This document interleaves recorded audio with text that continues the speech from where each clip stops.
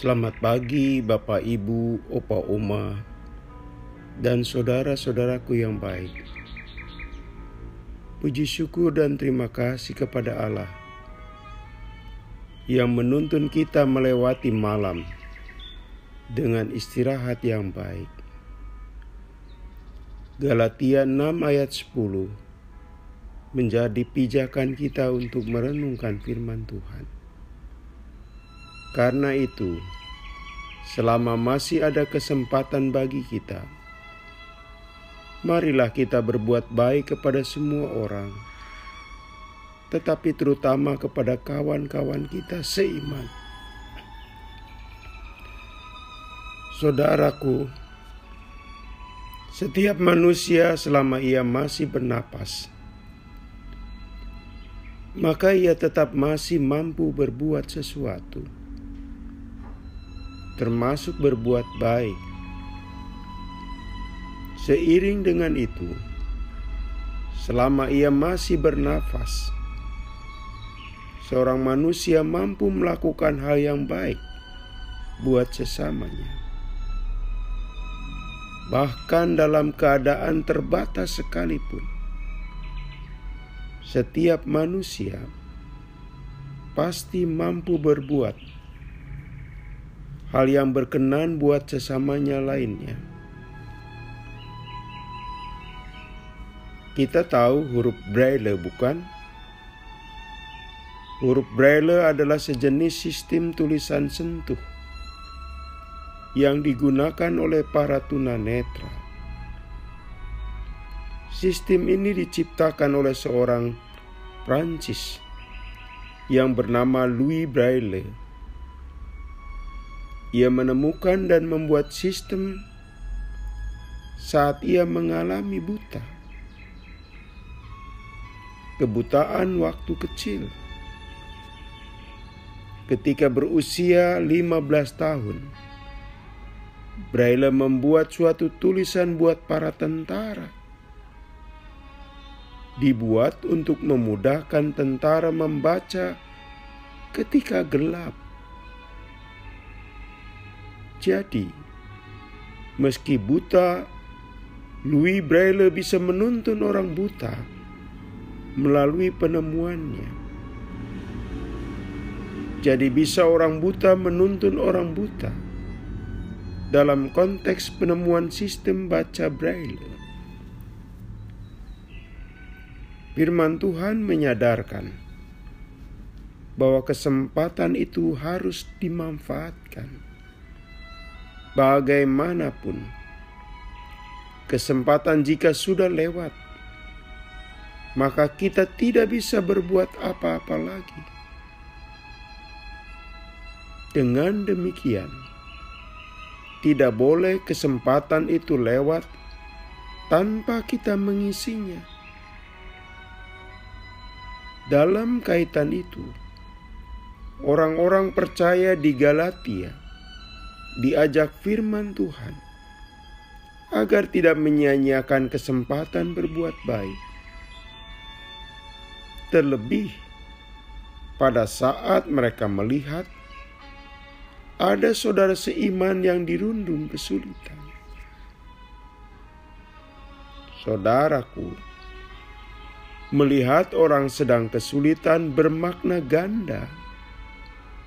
Pertama, orang kesulitan dilihat sebagai sosok yang mendatangkan kesusahan, beban, bikin repot.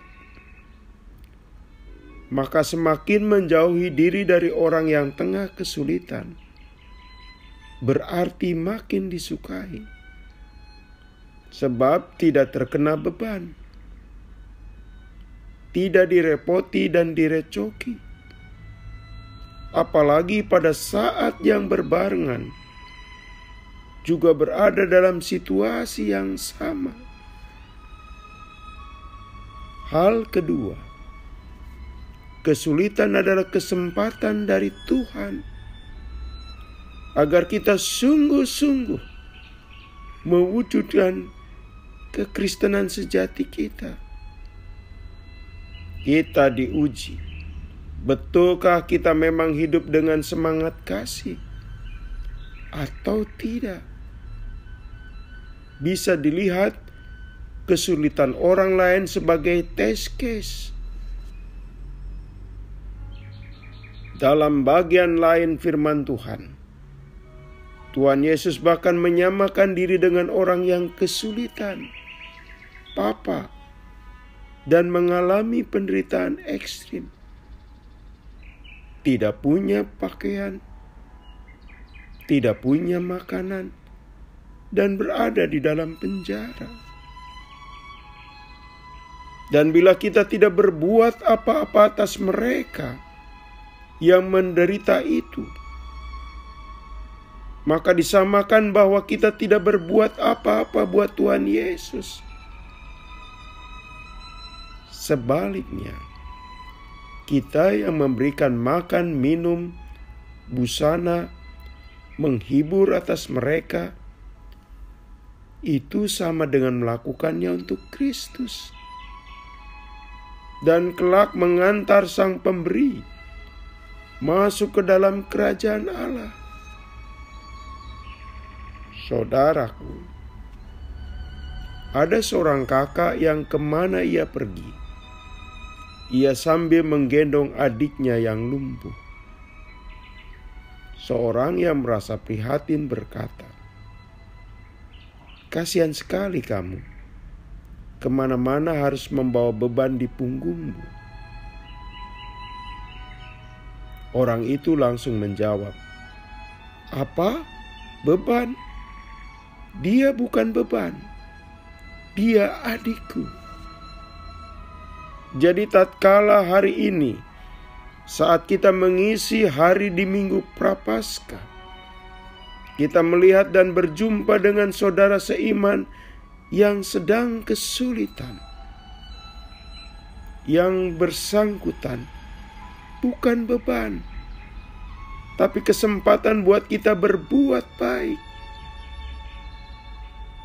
Jangan tunda berbuat baik selagi ada kesempatan.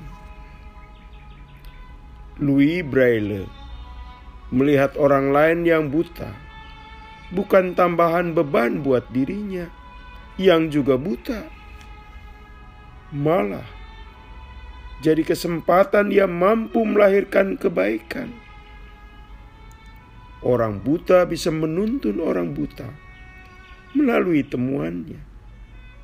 Bahkan karyanya menjadi berkat bukan hanya untuk saudara seiman, tetapi buat setiap manusia tunanetra. Mari kita berdoa. Tuhan, kami masih dikaruniai hidup. Kiranya itu menjadi kesempatan berbuat hal yang berkenan buat sesama kami dan menyenangkan Tuhan. Dalam nama Tuhan Yesus kami berdoa. Amin. Selamat pagi saudaraku.